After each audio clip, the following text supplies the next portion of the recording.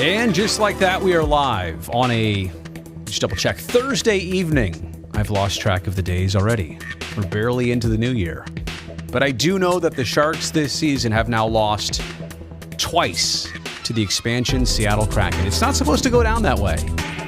Looking at the Sharks schedule, the last couple weeks have been hard opponents. The next couple weeks, difficult opponents. Tonight was the one where you were supposed to cash in.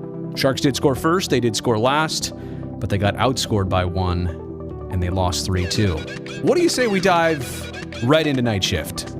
Here we go. Broadcasting live and worldwide, here's Brody Brazil.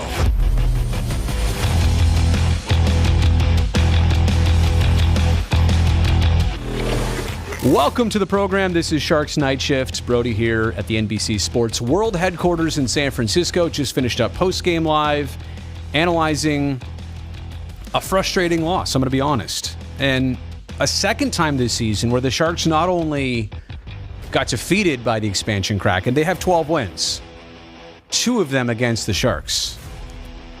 But also a second time this year the Sharks allowed a flurry of goals to the Kraken. Last time at SAP Center, it was December 14th. In that game, Sharks had a 1-0 lead. In the third period, Seattle got the final 3 of the game unanswered. Tonight, they scored first shift, 38 ticks in. And I'll talk about why that was important in just a second. But to go from that end of the spectrum, feeling good about the first period, could have been up by 2-0 score, maybe even more than that. Instead, second period, just like that, Seattle scores what truly was 3 times, only 2 of them counted. So 2-1 after 40 minutes. And then obviously Seattle got the next goal. And the Sharks had every opportunity late with the power play to try and equalize this game. Maybe even take a lead. 1 for 6 on the man advantage in this one for Team Teal. So 21, 18, and 2. And you do that math, you realize the Sharks' record puts them at 41 games complete of this regular season. And there is also an aspect of that tonight. You would have just liked to finish up the first half of the schedule on a win, on a good note. It would have indicated kind of how the first half has gone. And we talked to Randy and Drew in our pregame, figuring out themes of this first half. And I thought Randy hit it beautifully, saying that Sharks hockey has been fun again here in 2021-22. This season has included statement wins. It's even included a couple statement losses. But tonight, a loss not of the statement variety, one of the frustrating variety. So we'll dive into some thoughts. We'll get your comments a little bit later on with Q&A. But scoring on your first shift of the game, especially coming off a last time out where Timo Meier had 5 goals, Sharks got 6, you beat the Kings. That was a couple days ago, but how do you follow that type of game and effort up? It's nearly impossible to match what we witnessed on Monday. But I will say, to get the first one and to get it that quick into tonight's game, it really was the platform to have a successful rest of your night. And it was mentioned at one point, I forgot to write it down, but the Kraken's record this year, when getting scored on first, was 1-22 or 1-23 or something like that. I mean, it was a really bad record. And granted, that's typical for every team, but especially an expansion team like Seattle. You throw the first punch, maybe even the second one, you put them away. They're not a team that is supposed to be able to come from behind and catch up on a regular basis. So you take care of that. Barabanov had another chance right after that. I think the Sharks also hit a post. It was at the first period or the second period, but ample scoring chances. They not only were the better team on the scoreboard after 1, but they definitely looked like it through the first 20 minutes. And I don't know what specifically, happened in the second period, a multitude of things, a couple breakdowns. It does seem like the Sharks paid for their mistakes, especially tonight in the second period, as Carson Soucy got his 5th goal of the season from the right dot, kind of dusted it off, fired that wrister. Donato scored what looked to be about 2.5 minutes after that. Fortunately, the officials went back, realized that the Kraken were offside entering the zone, so they took that one away. But then Soucy got his 6th goal in the season literally about 2 minutes later, less than 2 minutes later. So the Kraken did score 3 times, and it felt like they scored 5 times within the first 8 minutes and 25 seconds of that second period. It really felt like a gut punch to start off that period. Rest of the way, there's that scrap between Adam Raska and Raska-Giordano. Let's just talk about it while we're here now. It's an interesting dynamic of sports when a 38-year-old is doing anything against a 20-year-old. It's truly a dynamic of, I could be your dad. And Raska-Giordano got the better of Adam Raska in this fight. Raska finished his check. Obviously, the Kraken took exception to that. Giordano went right after him and was throwing haymakers. Now, the Sharks did get an extra 2 minutes off of that whole sequence, but certainly like I said, that's hockey, what happened there, but it's always an interesting human element to look at a 38-year-old competing with a 20-year-old, let alone a 38-year-old fighting a 20-year-old, and in this case, getting the better of number 57. There's no question about that. Getting into the third period, between the slash and what other penalties were there? Too many men penalty. I mean, the Sharks had ample opportunities in the third period on the power play to try and get back in this game. Now, Timo's power play goal, I think that was 37 seconds into one of the penalties. That did get them within one, but that's as close as the Sharks got. So I want to circle back to, let me finish off my thought here, and then I'll circle back to a bigger picture point. The Sharks this year now 1-16 when they trail after 40 minutes. Now, such was the case tonight, but they only trailed 2-1. And they eventually did score a second goal. I'm kind of frustrated that tonight was a perfect opportunity to buck that trend. That's not a good trend, to know that late in games, in the 17 times they've trailed after 40 minutes, they only have one win. You'd like that to change as this season goes on. But tonight was the perfect opportunity to take care of that, and you just couldn't do it.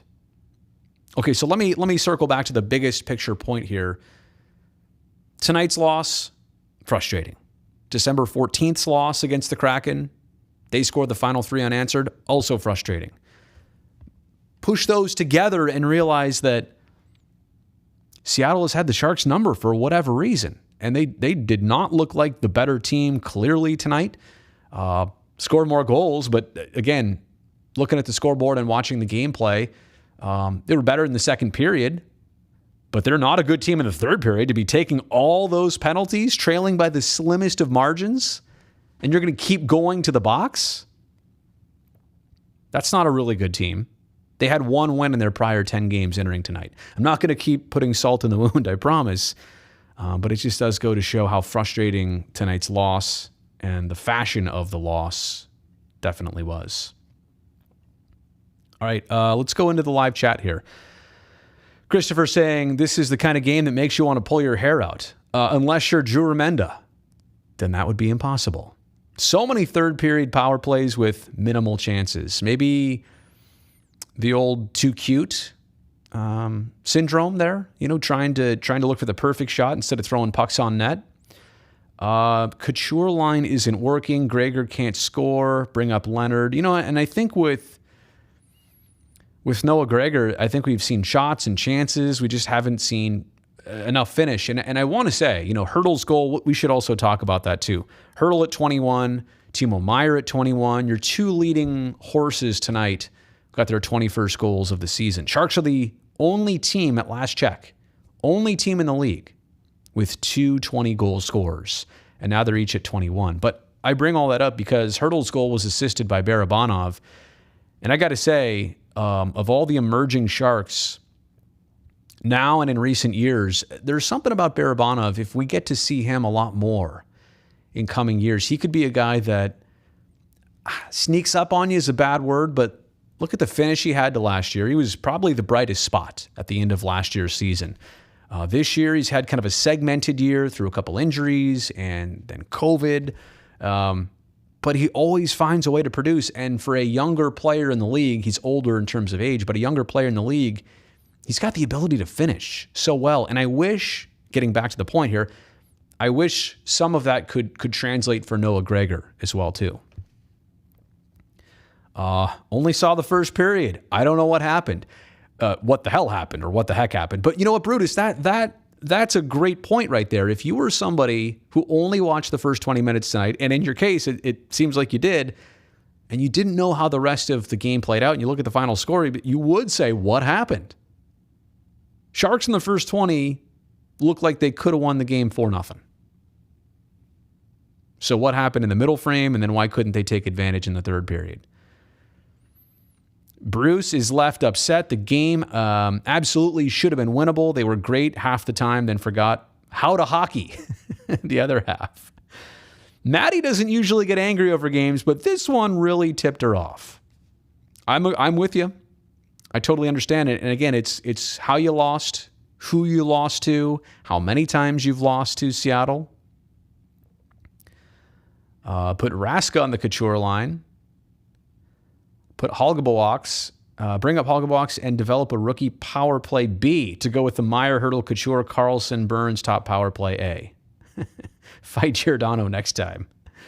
Andrew checking in from Japan. I always appreciate that. We should have won this game. And Andrew, not happy. He's got the not happy emoji. I'm with you on that. At least Raska ruffled some feathers. Apparently, Susie said, I'm going to kill you a couple times. Hopefully, he meant that figuratively and not literally. Why do we play down to lesser teams? It's been a trend for 4 or 5 years now at this point. It's almost strange. I also want to say, Jeff, that it does seem like that, but there have been some games over the years that the Sharks were the underdog and somehow they found a way to win. And what do you think those opponents said about San Jose? I think what you're looking at, Jeff, is an extreme amount of parity, not parity, parity in this league, where almost too many teams can win on too many given nights. But I say that as somebody who likes to have predictable outcomes, right? I like to know, looking at a matchup, all right, that team should win. This should happen. We talk about it on pregame. This is how it should play out. And then it doesn't. But that's why we love sports. But the NHL, it's hard to make any assumptions, quite honestly.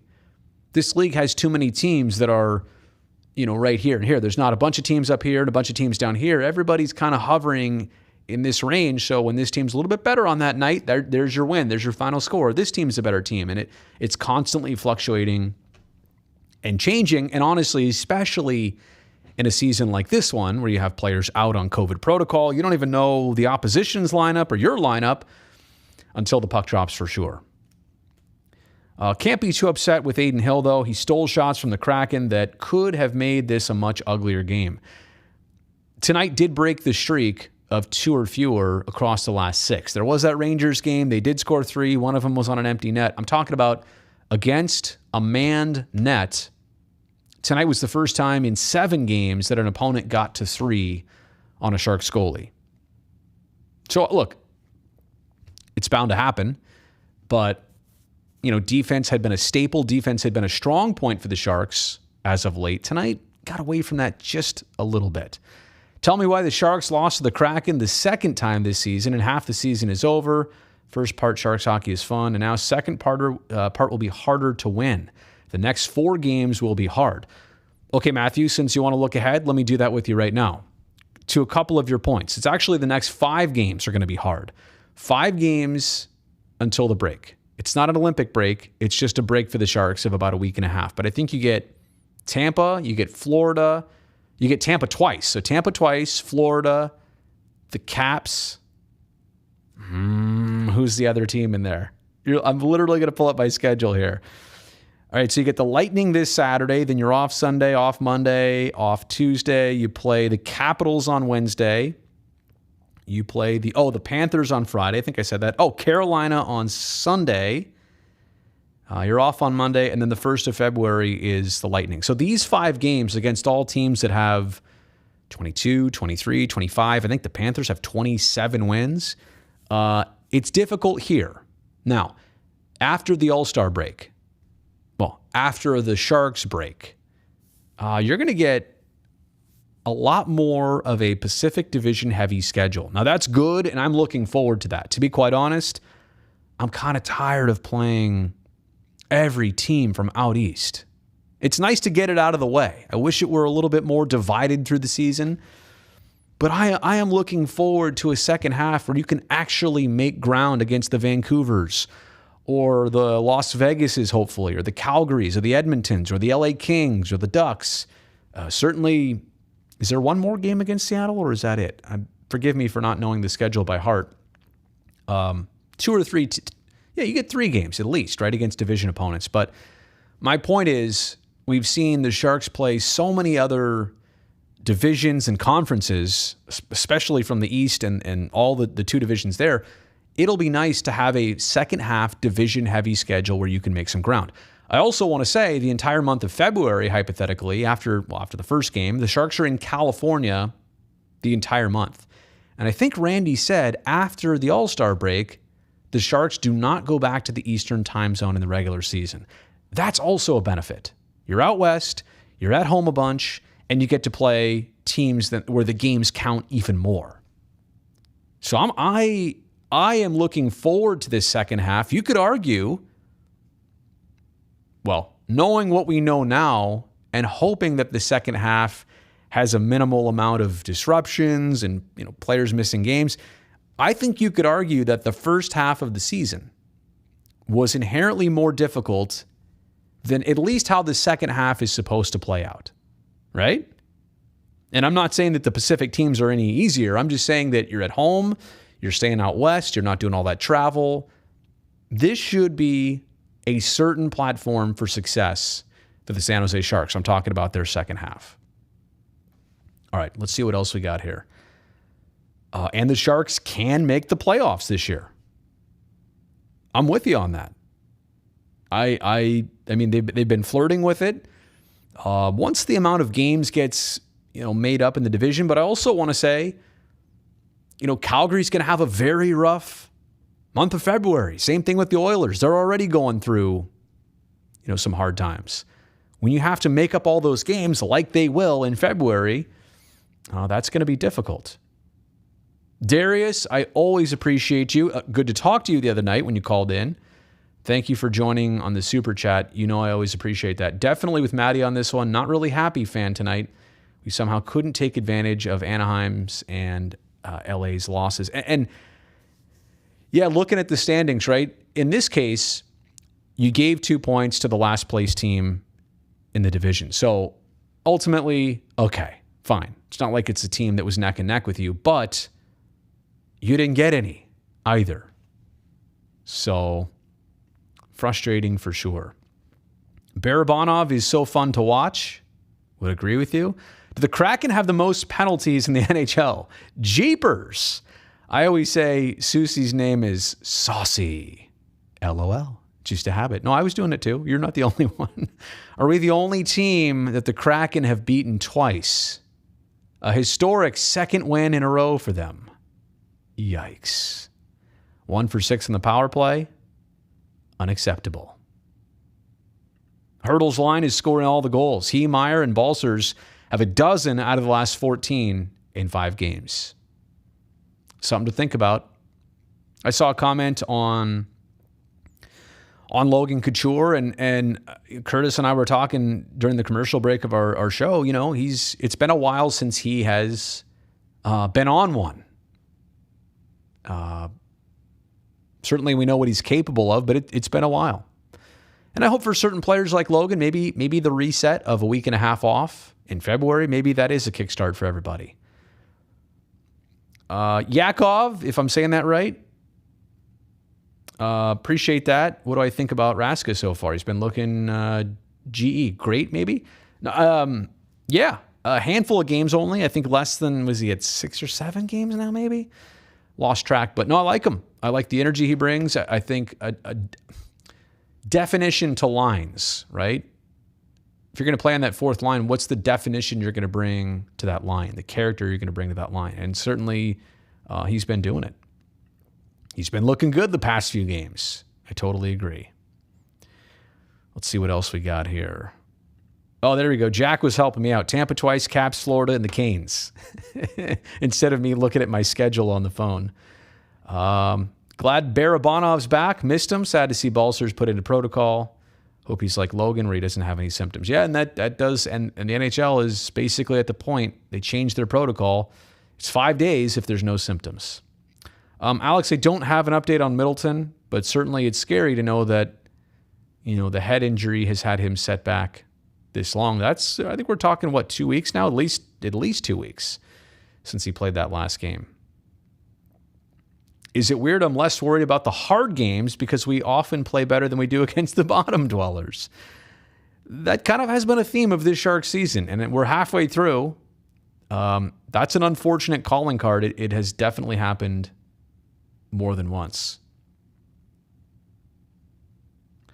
This is an observation. I'm glad you said it too, because I was thinking about this the other day.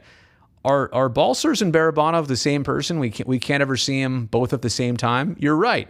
It's been either injury or COVID to one or COVID to the other or injury to the other. These guys they haven't got the chance to play on the same night or on the same line hardly at all this year. I would totally agree. That's kind of the way it has worked out. Randy, good evening. Appreciate you being here. Andrew, looking forward to the Battle of the Pacific. Oh, and I think there's emojis for everybody. The Sharks, the Kings. Oh, I see the Oilers, the Flames, the Ducks. Oh, the Kraken. Got it. Or the Octopus, the Golden Knights. Oh, and see, the Canucks. I get it. A dolphin. But they're a whale, right? Or no, is that a whale? That's a whale, probably. I'm sorry, Andrew. I'm not that smart. I should know that's a whale, not a dolphin. I'm so dumb. Nobody save that clip. All right. Okay, I think I've actually arrived at the end of the live chat. So unless there's a technical glitch, I think I might just leave it right there. Might leave Sharks Night Shift right there, because honestly, what more are you going to say after a game and a night like this and a second loss of the season to Seattle? So what would I say from here on out? It's important to just play as well as you can in these final 5 games. Like, this is a final stretch to something. This is a final stretch to a breather, to some recuperation. This is a final stretch that is going to be difficult. So I'm either looking for, obviously, wins and points. These are all Eastern teams, so head-to-head, it doesn't really matter, but play well in these 5 games. And the results will come.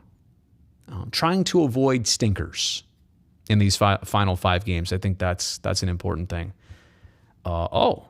Wait a second. This one looks like it's worth reading. Brody Bro. I found your channel after the Rangers game. Enjoyed every video since. I'm not a Sharks fan, but a huge hockey fan in general. And you like to follow all teams. I do appreciate that. Looks like, Rangers, you got Sabres, Oilers, Canucks in there. So I do appreciate you being here. Nice to see Honor and Remenda back together again. Yeah, and it's worked out nicely. It was great to get the guys back out on the road tonight. To be very honest, Randy has been doing a tremendous job, and Brett with him and Drew with him, but especially Randy, to call games off a television monitor as he has been doing for road games for the past, 2+ years. That's not easy. And for Randy to never have a noticeable difference to most of you on most of the games. You couldn't tell that he wasn't at the game for these road games. It's amazing. I don't know how he does it.